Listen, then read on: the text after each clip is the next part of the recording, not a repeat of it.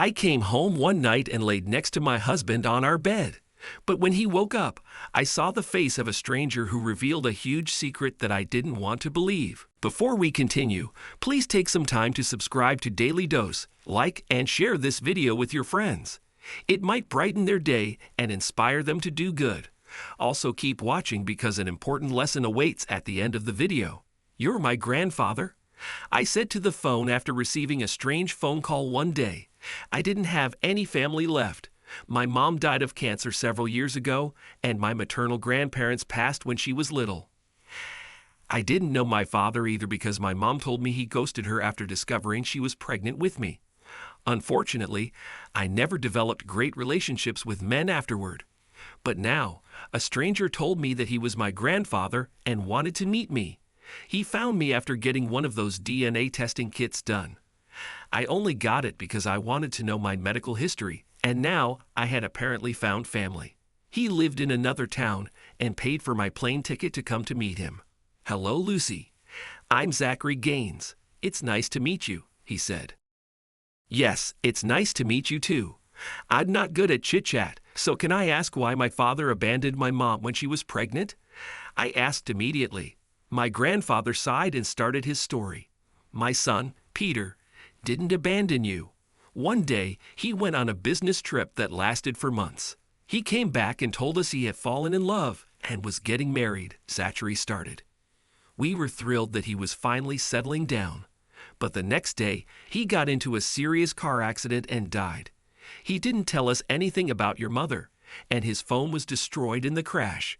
We had no way to reach you." He finished with a tear running down his face. He continued telling me stories about my father and asked me to move to his town.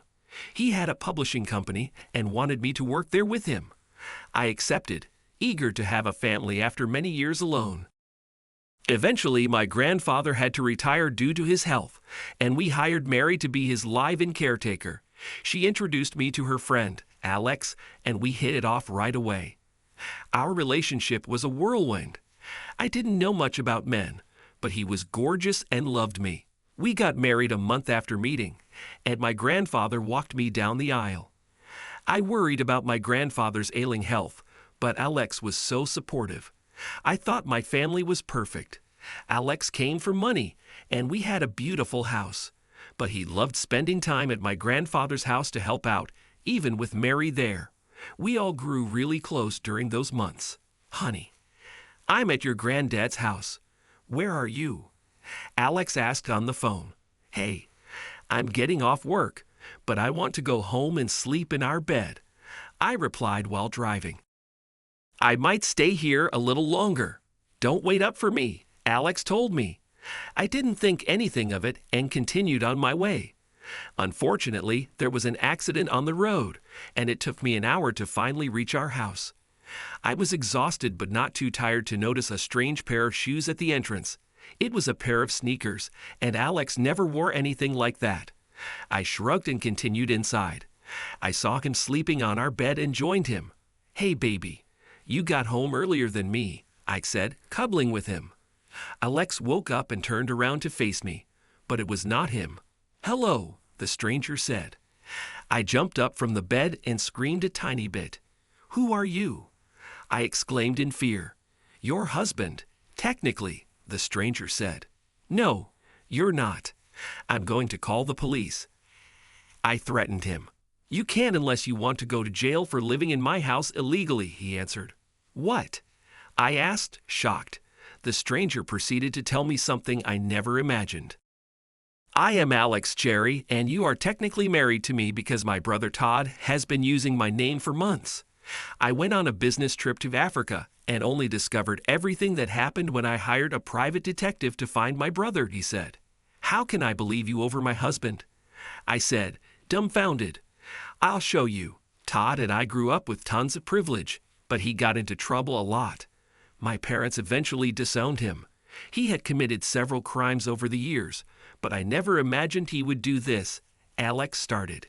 He showed me pictures on his laptop of him and Todd as kids. He also had his mugshot and evidence of everything. He is now paired with a woman named Mary, and they want to swindle an old man from his company, Alex finished. My grandfather's company. That's why he asked me to marry him so quickly, I exclaimed. Zachary Gaines is your grandfather? Alex asked. Yes, Todd is at his house right now with Mary, I said. Can we call the police? They should be there already. I called them as soon as I arrived in town, but I guess I got tired and fell asleep. Alex said, let's go over there. It was as Alex explained. Todd and Mary were arrested right on my grandfather's front lawn for various crimes, including identity theft. Luckily, my grandfather got better, and the courts granted me an annulment from my fake marriage. But eventually, the real Alex and I got close.